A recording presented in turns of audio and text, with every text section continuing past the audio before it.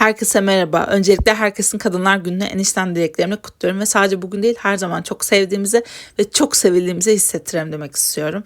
Ve bugün size hayatımda olan bir kadını aynı zamanda 1-2 dakika önce tanıştığım bir kadını anlatmak istiyorum.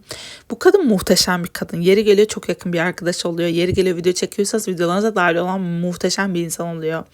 Ve yeri geliyor çok iyi bir konser arkadaşı. Yeri geliyor çocuklarının en yakın arkadaşı oluyor bu kadın.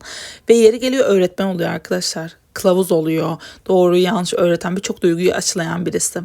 Ve aynı zamanda çok iyi bir oyun arkadaşı. Ve bir şey sinirleniyorsunuz diye. En yakın arkadaş ararsınız böyle bir şeyleri sinirlendiğinizde size destek çıkacak. Size haklısın diyecek. Öyle de bir kadın. Ve kimin neyi sevdiğini neyi sevmediğini çok iyi bilen birisi. Ve dedim ya yeni tanıştığı birini bile gerçekten mutlu eden birisi ve yaralarına dokunmayan birisi aynı zamanda. Onu üzecek şeyleri çok iyi bilen birisi.